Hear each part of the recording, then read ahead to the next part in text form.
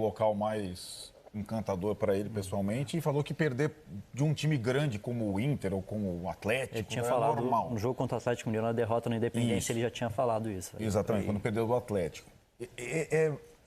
Eu fiquei muito impressionado com o ano passado como as entrevistas dos treinadores acabavam acarretando mais consequências até do que os próprios trabalhos, derrotas ou empates. As entrevistas do Carille, as entrevistas do Abel, as entrevistas do Cuca. Hoje é uma repercussão, qualquer frase mal colocada, qualquer frase dúbia, que é avassalador isso. E acho que o torcedor hoje tem voz, né? Sim. Antigamente eles davam entrevistas e quem analisavam eram nós, analistas aqui do jogo, da entrevista. Inventaram as redes sociais. Eu acho que hoje quem está assistindo cria-se uma onda gigantesca, uma avalanche de neve que não tem fim. Instantânea. Né? Comentaristas também. Essa fala do Cereto aqui, que os times do Rio não brigam por nenhum título. Você tem alguma dúvida que já está circulando? Já estão guardando, já gravaram. Ele não está circulando, ela já está gravada. Já está gravada. Aí quando sair, ela...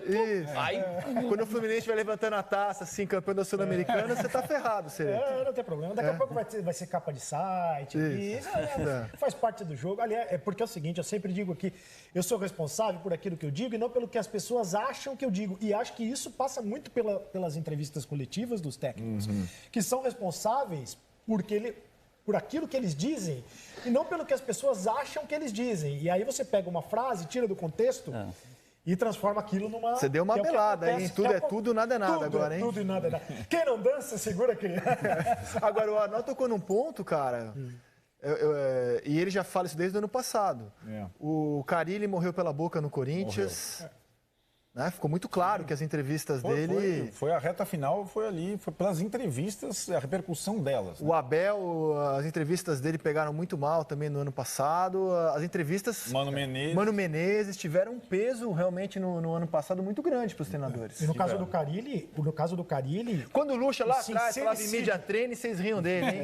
Que tinha que fazer media training. Aí vocês riam do Lucha lá atrás. No caso do Carilli, o sincericídio matou o Carilli. Né? Isso, porque ele fez críticas demais ao elenco, ao próprio elenco, abertamente, e pegou muito mal no elenco, e fez críticas demais à direção, e pegou muito mal para a direção. Então, ser sincero demais, sem o media training, né? Que nada mais é do que você se comportar nas entrevistas, da maneira politicamente correta, acaba sendo um tiro no pé. Na verdade, a estratégia que a gente está discutindo tanto, que a vida de treinador, de fato... Acho que nunca foi fácil, mas hoje ela é ainda mais complexa. A estratégia deve-se à simples escolha de um time para colocar em campo, a formação, as alterações e também na hora de se comunicar.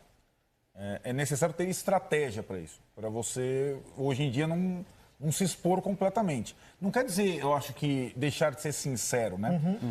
Ou fazer o media training, mas você saber onde você está pisando, qual o contexto, como o seu torcedor está reagindo depois de perder um clássico. Tudo isso tem que dar uma respirada antes de responder a primeira pergunta. Tem que parar um pouquinho.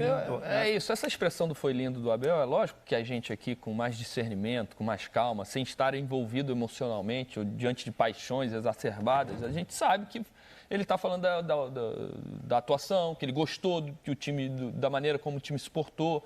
Mas isso para o torcedor cai como uma bomba. Porque o torcedor está magoado, vem de 15 jogos sem vencer o rival. Aí vê o treinador dele, foi lindo. O torcedor não quer saber se foi lindo. O Abel muitas vezes dá entrevista, às vezes parece estar falando mais para o grupo dele do que para a torcida. Sim. Bom ponto. Então é isso, ele tem que saber que a interpretação do outro lado, principalmente do torcedor, ela vai ser de uma forma quase que direta daquilo que ele está falando. Ele não vai pensar, não, por que ele está falando que foi lindo? Não. Como é que foi lindo perder o Flamengo? Perdemos de novo. Né? De novo. Como é que ele está falando? Sim. Você vê que assim, a nossa tarja, né? Hoje foi lindo, frase do Abel Braga irrita vascaínos nas redes sociais. Eu dei uma olhada aqui na hashtag Seleção Sport TV.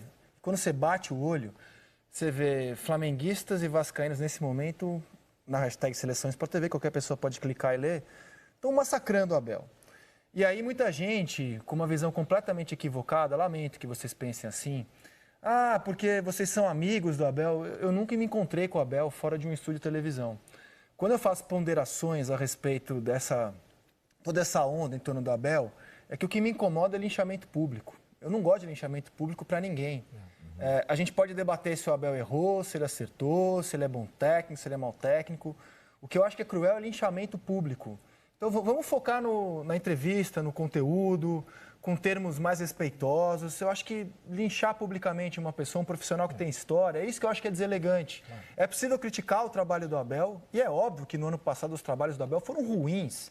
Ninguém aqui vai defender os trabalhos do Abel. E ele sabe disso, né? É óbvio que as entrevistas que ele tem dado estão confusas, você não sabe direito o que ele quer dizer, mas uma coisa é ponderar, é criticar, a outra é quando parte para uma perseguição, para um lixamento. É isso o que eu tento ponderar aqui quando eu falo do Abel Braga.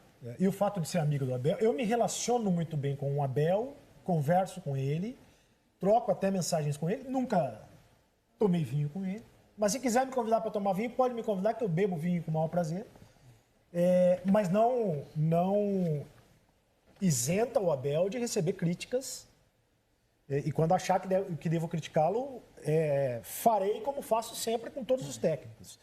Então, uma coisa é uma coisa, outra coisa é outra coisa. O problema é que as pessoas misturam. Né? Eu acho que ele não... É óbvio, o Abel não vive um bom momento como profissional de futebol. É óbvio. Você olha, você observa os últimos trabalhos dele, vê o que foi no passado.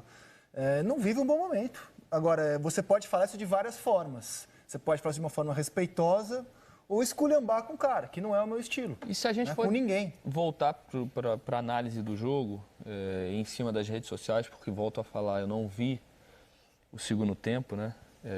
Muitas críticas em relação às substituições. Mas eu ouvi ele falando ali que o Jordi... Questão física, né? Do Andrei, Juninho também. Mas aí você pode falar até melhor, né? Realmente... Quais foram os efeitos surtidos com as substituições do Abel? Realmente não conseguiu recuperar aquele ímpeto do início do jogo. Realmente não fez muita diferença. Os jogadores que estavam se destacando tiveram que sair, à exceção do Lucas Santos.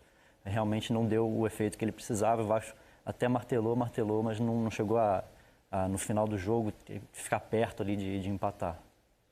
Agora, uma coisa a gente também... Porque a gente sabe, em relação ao Flamengo, são praticamente 3 times, né? O time que está jogando estadual, o time reserva que está sendo super reforçado, né? Para essa temporada grande, e o time titular, campeão da Libertadores, campeão brasileiro. Tem praticamente 3 Flamengos, com as suas diferenças. A diferença a gente projeta que a diferença entre o time reserva do Flamengo e o titular vai diminuir consideravelmente com os reforços que chegaram. A diferença do time titular do Vasco para o time que jogou não é tão grande assim, né? Tem uma questão também... Alguns já foram titulares, né? Ainda, claro que o Abel está buscando a melhor formação, a gente acabou de dizer que está contratando jogadores. E perdeu alguns jogadores. O time do Vasco, o ano passado, já era bem mais ou menos, né? Vamos falar o que é verdade. E ainda perdeu Rossi, perdeu Guarim, perdeu Henriques, perdeu mais gente aí. E trouxe só o Cano, o argentino, praticamente de uma contratação de mais respeito. Né? Eu acho que depois a gente vai ter hoje a possibilidade de ver o Fluminense pela primeira vez no Maracanã. O Fluminense fez 3 pontos assim, mas o Fluminense já larga com quase todos os seus titulares e podendo, entre os grandes, ter uma largada um pouco mais estável. A perspectiva é essa, vai fazer ainda o segundo jogo. Mas eu, sinceramente, eu não entendi. O Abel falou sobre todos, né? Para comparar a estratégia de cada um nesse início. Eu não entendi exatamente aonde quer chegar o Alberto Valentim com o Botafogo com essa...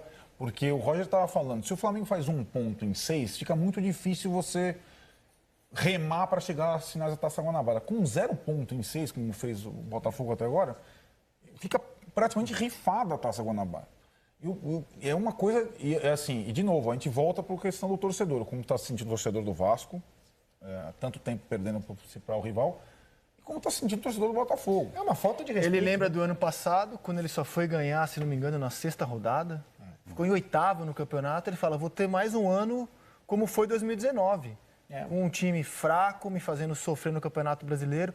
Aliás, estadual não é parâmetro quando as coisas estão dando certo, na minha opinião. Você tem que minimizar o que dá certo e maximizar o que dá errado. Maximizar eu gosto quando você Gostou? eu gosto quando você usa o maximizar, embora eu não saiba o que seja. Mas a tese é boa. Tá? Não, É isso mesmo. deu certo. Minimiza. Eu sempre falo aqui, o Vasco já foi rebaixado no ano em que ele foi campeão estadual com o Dorival, foi rebaixado. Então, assim, minimiza o que dá certo no estadual e torna grande, põe no amplificador o que dá errado. O Cruzeiro foi campeão estadual ano passado, caiu. O Inter, quando caiu, acho Foi que foi campeão estadual também, perfeito. Um monte. Perfeito. E aí você compara, por exemplo, como o Palmeiras e o São Paulo que tiveram o mesmo tempo de preparação, como eles começaram o seu calendário oficial ontem, como começaram o Vasco, o Fluminense. É mais um ano que o futebol do Rio, exceção feita ao Flamengo, vai ser um futebol de sofrimento. Então o senhor concorda comigo? Não, o senhor concorda só comigo? acho que não dá pra Vasco, decretar Fluminense e Botafogo não vão ganhar nada que não que a seja Sul-Americana não campeonato possa beliscar ali, o Fluminense não possa dar uma E beliscada na aí, Sul-Americana. já que você estendeu Talvez. esse assunto, se a gente fizer um exercício até para Campeonato Brasileiro, quais foram os times que subiram esse ano? Curitiba, Bragantino, Time bom, Curitiba. Atlético Goianiense e time Sport. forte. Bragantino, super valorizado. Com e investimento de 200 milhões de altíssimo. reais. E qual é o outro? Atlético Goianiense. Atlético Goianiense. Esse a gente deixa um pouquinho de lado, né? Não tem a força dos outros mas três. tem poder de investimento. É, sei que você vai os chegar. times do Nordeste, o Ceará se reforçando. Pra caramba. O Fortaleza, com o ano passado que fez, mantendo a sua estrutura e seu treinador. Bahia se reforçando muito bem. O Bahia se Vai reforçando. vendo. O Goiás fez um segundo turno espetacular, tem um centro de treinamento, tudo direitinho. Tem Vai dinheiro em sobrar caixa pra agora. quem? É isso mesmo. São 4 Vasco e vagas, Fluminense cara. Vai. queriam o Rossi. Onde ele foi jogar? No Bahia. O Bahia tirou o Danielzinho do Fluminense. Exato. Então, esses jogadores que têm mercado nesses times estão escolhendo o Nordeste. É verdade. Estão escolhendo os times com mais estrutura. Verdade. Estão escolhendo os times que você vai ter um ano legal, sem passar sufoco. Vai sobrar para quem? Vai sobrar pra quê? Hein? Essa é uma boa... meu. Tô fazendo alguma conta errada? Tô sendo maluco aqui? E não está sendo precipitado, não. Então, É a eu tô falando projeção isso em crescendo. janeiro, hein? Se Fluminense, Botafogo e Vasco não abrirem o olho... E são 4 vagas, né? Vai sobrar pra quem? Então, isso é um exercício de meta, de objetivo, que os diretores, os seus dirigentes têm que começar a analisar. É uma tristeza, mas é verdade. Sim. O Jorge Jesus, que está olhando para outro patamar, Sim. esteve ontem no Maracanã. Você acha que algum desses jogadores tem chance de ser aproveitado assim com mais força nesse? Eu acho que de início o Mateuzinho, que é o lateral direito, Matheus França, até porque o Rodinei saiu e só tem o Rafinha. E talvez o Vinícius Volante, que ele já elogia desde o ano passado, já tinha dado algumas oportunidades. O Yuri César é um bom jogador, talvez o mais promissor desse time, mas com a concorrência que está ali, ainda mais depois das contratações, é muito difícil imaginar que algum desses jogadores aí... O Vinícius pode tomar a vaga, né? Mas pode ser um jogador mais utilizado que o Pires da Mota nessa temporada? Porque eles tentaram vender... Acho Quando que você sim. tenta vender um jogador, é que você tem alguém que possa substituí-lo, né? Sim, ele pode jogar nas duas funções, tanto na do Arão quanto na do Gerson, um jogador com perfil físico que o Jorge Jesus gosta mais, jogador alto para a primeira bola, tanto que foi isso que o Cuejar no início ficou para trás por causa disso, porque é por ser mais baixo. Acho que o Vinícius sim tem uma possibilidade de ter algum espaço ali. Curioso que o Flamengo ainda não tenha contratado um lateral direito, né? Falou-se muito do Orejuela, que foi para o Grêmio, e do Guga, do Atlético Mineiro. O Guga que está na seleção olímpica. Você sabe se o Flamengo ainda tem interesse no Guga? Porque o Guga seria mais parecido com o Rafinha. O Jesus gostaria de ter o Guga justamente pelas características dele. A diretoria diz que não tem nenhum jogador negociando nesse momento. Até foi tema na última apresentação, se não me engano, do Michael. Ele falou que não tem negociação para o lateral direito no momento. Que, por enquanto, a negociação é pelo Gabigol, por enquanto, só essa. E nem a renovação do Jorge Jesus ainda começaram a conversar, que vão fazer com mais calma para frente. Por enquanto, o lateral direito não tem nada encaminhado. Como é que está a situação do Gabigol? Mas antes eu mostro que o clube já anunciou um centroavante hoje. Pedro.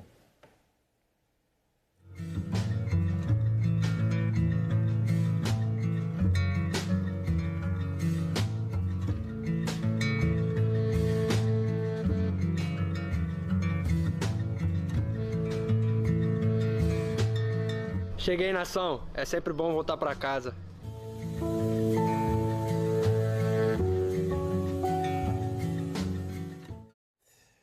Você acha que a torcida do Fluminense está feliz nesse momento? O tricolor das Laranjeiras, que tinha tanto orgulho da cria de Xerém, e agora ele diz que é sempre bom voltar para casa. É bom que se diga que ele jogou no Flamengo até os 16 anos.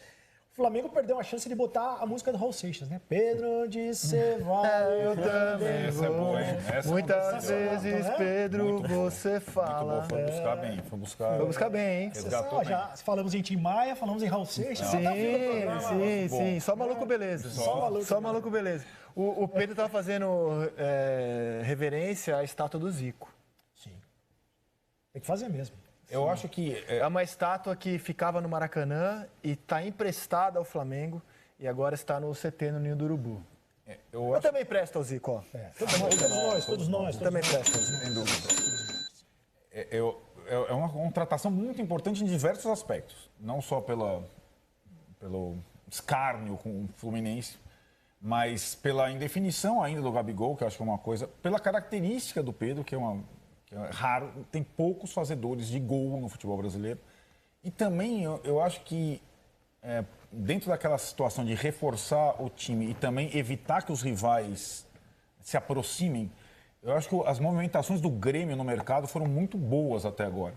E acho que o Grêmio é um time que mantém o seu treinador, tem bons jogadores, se reforçou bem e estava muito interessado no Pedro. O Grêmio precisa de um homem-gol. Era uma batalha interessante entre os dois. Eu acho que se o Grêmio consegue levar, ele consegue se aproximar um pouco. E o Flamengo tira, ao contratar o Pedro, ainda deixa o Grêmio numa situação complexa. Quem o Grêmio vai buscar? Centroavante? É. Difícil, mas hoje ele pode anunciar o Thiago Neves. Digo pode, por aquilo que falaram ontem o Renato e o presidente Romildo Bolzan.